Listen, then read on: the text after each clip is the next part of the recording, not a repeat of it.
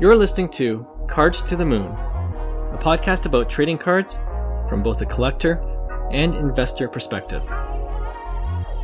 We hope you'll stick around for the ride as we take a deep dive into the state of the hobby, share some hot takes, hopefully some useful advice, and fun stories along the way. Hey guys, welcome back to Cards to the Moon. This is the Friday edition of the pod. My name is Clark from 5cardguys.com and 5cardguys on Instagram. I'm flying solo today because I'm taking a week off for a family vacation, and I wanted to record the show earlier than usual before I left so that you guys don't miss this Friday episode. And not to worry, we do have a special episode for you next Tuesday as well, with the return of our good friend Daryl Chan, who we interviewed earlier this month. So you don't want to miss that. For now, though, I wanted to talk about the game-worn cards introduced recently by PSA, the grading company. Yes, I said game-worn cards, not game-worn relics that are put into the cards. So, if it's the first time you're hearing about this, PSA writes on their X account or Twitter account, quote, "What if the Grail was not a PSA 10, but rather a dirtied, wrinkled PSA 1, complete with one-of-a-kind, game-worn distinction and custom inscriptions? We enlisted a pair of pros for the task." End quote. And the pair of pros they're talking about is Bobby Witt Jr. and Corbin Carroll, who we know are collectors themselves.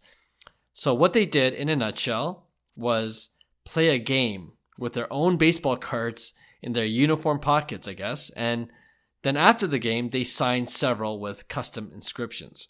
So for example, Bobby Witt, he drew a mustache on his face and wrote that he won't do something like this again because the Royals lost that game despite hitting 2 doubles.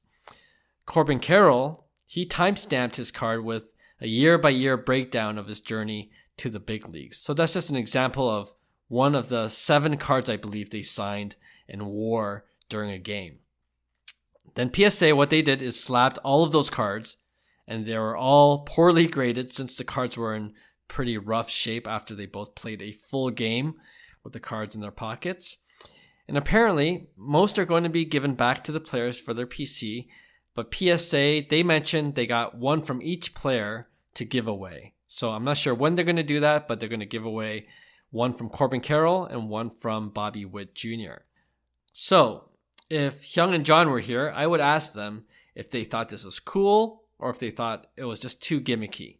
Sometimes it's both, but for me, I think it crossed that line of being way too gimmicky.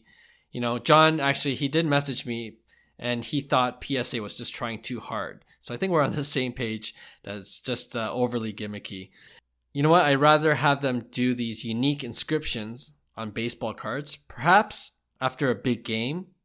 Maybe even create a special card to mark the occasion, whether it's a 3 home run game or maybe if they hit a career milestone. Oh wait, that's what Topps Now is for. So maybe my idea is that PSA and Topps should work together to produce a slabbed Topps Now card that's inscribed by the player first, and then they can give those away. They could always charge, of course, $3,000 per card every once in a while, like they did with the Victor Wembanyama Topps Now Rookie of the Year card. We talked about that on our previous pod episode. But, you know, a free giveaway every once in a while, that'd be a nice thing to do for the hobby. All right, this actually made me think of our Just a Thought segment we do on the podcast every once in a while, where we just brainstorm ideas on what the hobby can do to make collecting more fun. And some of those ideas in the past are, they're a little out there, kind of like the game-worn cards, but maybe, just maybe, there is a little something in these ideas that can be used in the future. So let me close this short Friday episode with a couple of new ideas, and please feel free to write back to us on Instagram at cardstothemoon, all one word, or you can email us at hello@5cardguys.com. And tell us what you think. All right, first idea. Topps or Fanatics, they should partner with every MLB team so that whenever any player hits a home run and the ball is caught by a fan, they should be able to meet the player after the game and trade in the ball for a photo of the fan with the player. And then Topps should create a custom card for the fan signed by the player to keep as a one-of-a-kind souvenir. I mean, come on, this would be amazing for the fan. It'd be great for the baseball teams involved because it's just another reason to come out to the ballpark. And Topps, or any card manufacturer that does this, they get their name out there even more to the general public. So I think it's a win-win-win scenario right there. And I'm saying that should be the minimum, okay? Of course, if someone like Shohei hits a homer, you can ask for way more things like a signed bat, maybe box seats to a future game.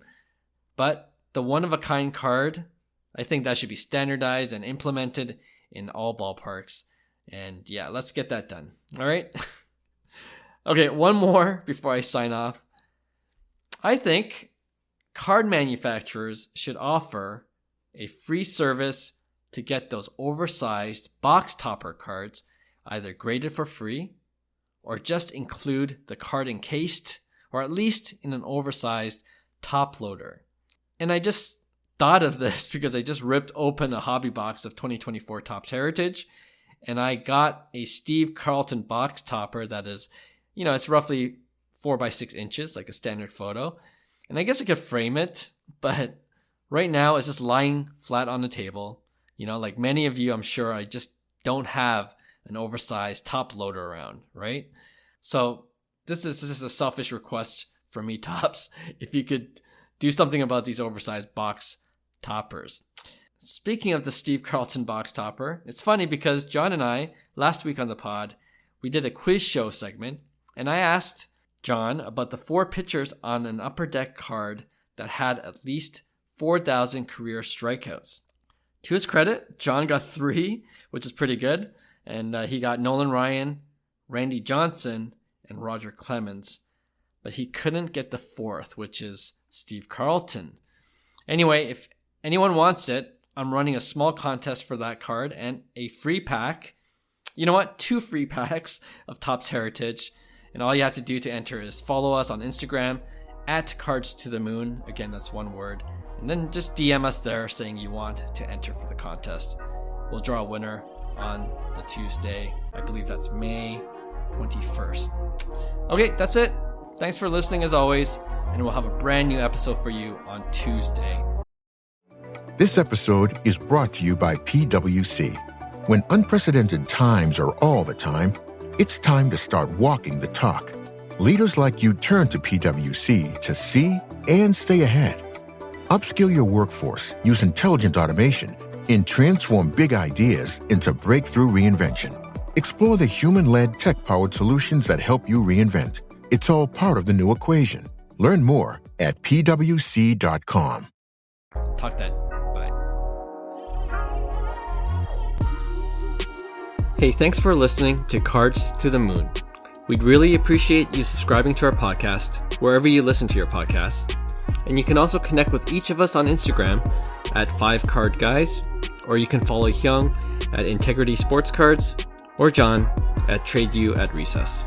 You can also check us out at 5cardguys.com. Thanks again, and hope to connect soon.